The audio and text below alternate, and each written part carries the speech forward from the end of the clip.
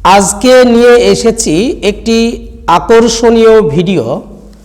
আজ দেখো আমার হাতে দেখতে পাচ্ছ যে মাধ্যমিক পশ্চিমবঙ্গ মধ্যশিক্ষা পর্ষদ কর্তৃক যে প্রদত্ত টেস্ট পেপার, সেই টেস্ট পেপারের আমি 1 নম্বর পেজ এর ব্যাকরণ সহ এমসিকিউ যেগুলি রয়েছে তার পুরো সমাধান করে দেব।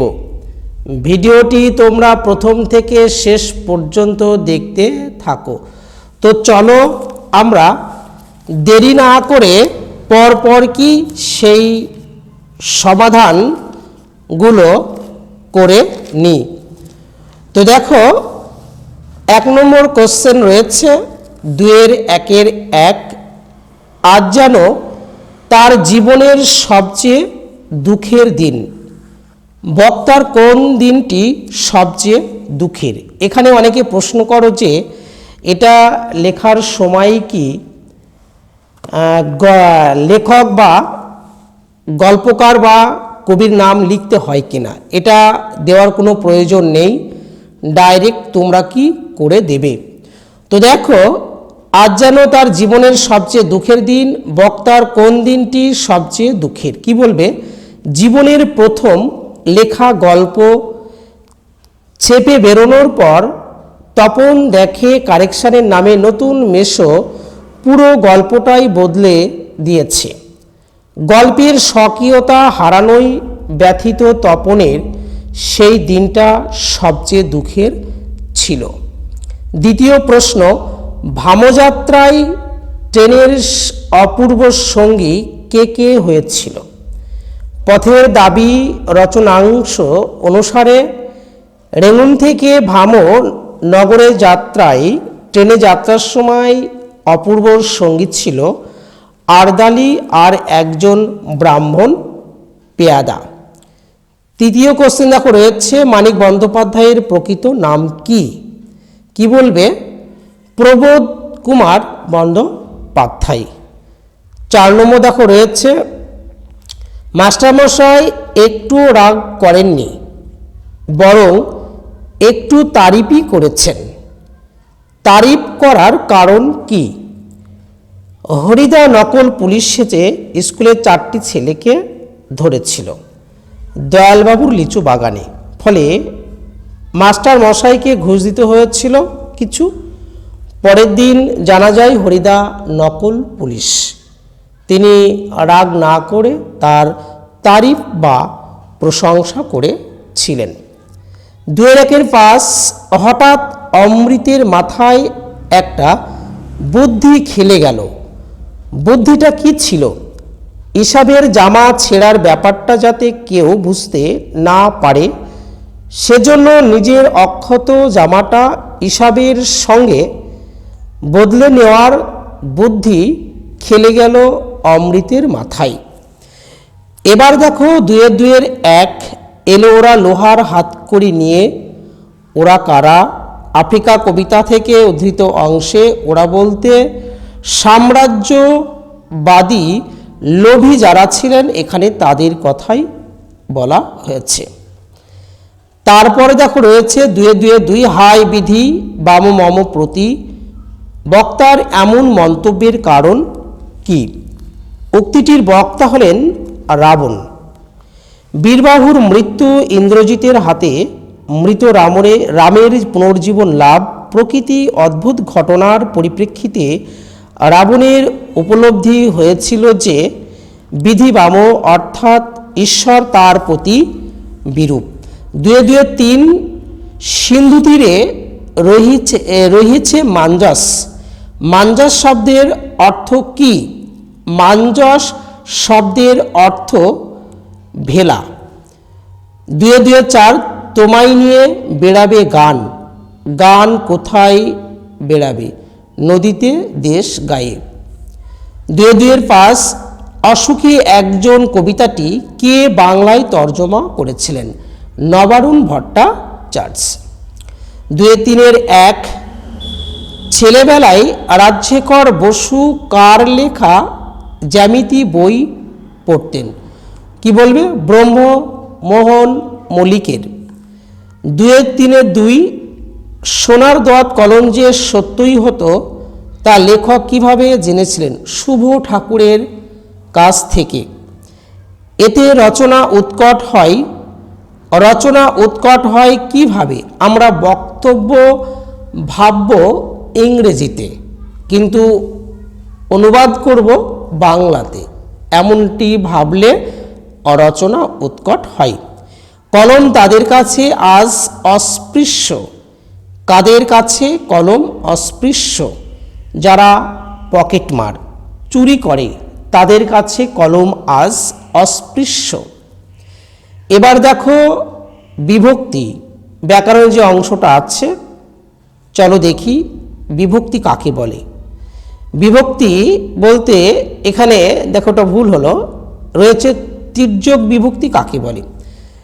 যে বিভক্তি সব কারকই ব্যবহার করা হয় বা প্রযুক্ত হয় তখন তাকে বলা হবে তির্যক বিভক্তি। তির্যক শব্দের অর্থ বাঁকা।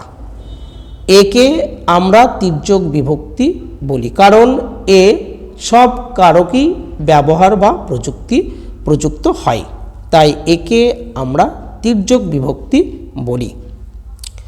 তারপর 2-4 2 দেখো রয়েছে সম্বন্ধ পদ কারক নয় কেন? সম্বন্ধ পদের সাথে ক্রিয়াপদের কোনো প্রত্যক্ষ সম্পর্ক থাকে না, তাই সম্বন্ধ পদকে আমরা কারক বলতে পারি না। তারপরে 2-4 3 একটি নিত্য সমাসের উদাহরণ দাও। নিত্য সমাস, নিত্য মানে সর্বদা, যে সমাসের সর্বদা ব্যাসবাক্য হয় না, অথচ ব্যাসবাক্য করতে গেলে অন্য পদের সাহায্য নিতে হয়, তখন তাকে নিত্য সমাস বলে। যেমন জন্মান্তর, ভাষান্তর, দেশান্তর, দ্বীপান্তর, এইগুলো সবই নিত্য সমাসের উদাহরণ। তারপর দেখো রয়েছে উপপদ তৎপুরুষ সমাস কাকে বলে? উপপদ শব্দের অর্থ সমীপবর্তী। তো দেখো উপপদ তৎপুরুষ সমাস, যে তৎপুরুষ সমাসে উপপদের সঙ্গে কৃদন্ত পদের সমাস হয়, সমস্ত পদে উপপদের বিভক্তি লুপ্ত হয় এবং কৃদন্ত পদটির অর্থ প্রাধান্য পায়, তখন তাকে উপপদ তৎপুরুষ সমাস বলে। উদাহরণ কী হবে? যেমন পঙ্কজ, পঙ্কে জন্মে যা, বা আমরা বলতে পারি জলচর, জলে চরে যা, জলচর। তারপরে দেখো কোশ্চেন রয়েছে একটি গৌণ কর্মের উদাহরণ দাও। কি বলবো বলো তো? কমলা আমাকে একটি কলম দিলেন। কমলা আমাকে একটি কলম দিলেন। এখানে দেখবে এটার গৌণকর্ম কি? গৌণকর্ম কাকে বলে? একটি বাক্যে যদি দুটি কর্ম থাকে তখন তাকে বলা হবে দ্বিকর্মক ক্রিয়া। সেই দ্বিকর্মক ক্রিয়ার প্রাণীবাচক কর্মটিকে বলা হয় গৌণ, আর বস্তুবাচক যে কর্মটি থাকে তখন তাকে বলা হয় মুখ্য কর্ম। তো একটি দেখো আমি বাক্য বলেছি, কি বলেছি? কমলা আমাকে একটি কলম দিলেন। তাহলে এখানে আমাকে, এটা প্রাণীবাচক, এই আমাকেই হয়ে গেল গৌণ কর্ম। তারপরে দেখো রয়েছে 2-4 6 সূর্য পশ্চিম দিকে উদিত হয়, বাক্য নির্মাণের কোন শর্ত এখানে লঙ্ঘন করা হয়েছে? কি বলবে? যোগ্যতা, এখানে যোগ্যতার অভাব হয়েছে। তারপরে 2007 নদীর ধারে তার জন্ম হইয়াছে, কর্তৃবাচ্যে পরিণত করো। নদীর ধারে সে জন্মেছে। তারপরে 2008 বাবুটির স্বাস্থ্য গেছে কিন্তু শখ 16 আনাই বজায় আছে, সরল বাক্যে পরিণত করো। বাবুটির স্বাস্থ্য গেলেও শখ 16 আনা বজায় আছে। আজকের লাস্ট আমরা দেখো অন্তিম পর্যায়ে চলে এসেছি। তো চলো দেখি 2004-9 চরণ কমলের ন্যায়। ব্যাসবাক্যটি সমাসবদ্ধ করে সমাসের নাম লেখো। চরণ কমল, এটি উপমিত কর্মধারয় সমাস। 2004-10 প্রযোজক কর্তার একটি উদাহরণ দাও। কি বলবে? প্রযোজক কর্তার একটি উদাহরণ, মা শিশুকে চাঁদ দেখাচ্ছেন।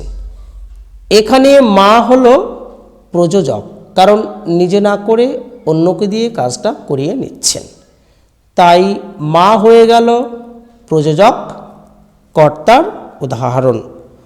তো বন্ধুরা, আজকে দেখো এই পর্যন্তই। আমরা পরবর্তী ক্লাসে পর্ষদ কর্তৃক যে টেস্ট পেপার দিয়েছে বা আমরা পেয়েছি তার সমাধান আমরা পরের ক্লাসে নিয়ে আসছি। যদি তোমরা এই ধরনের ভিডিও পেতে চাও তাহলে অবশ্যই আমাদের চ্যানেলটিকে সাবস্ক্রাইব করে সাথে থেকো, এবং যদি ভিডিওগুলো ভালো লেগে থাকে তাহলে অবশ্যই লাইক, কমেন্টস এবং শেয়ার করবে। সকলকে ধন্যবাদ ভিডিওটি দেখার জন্য।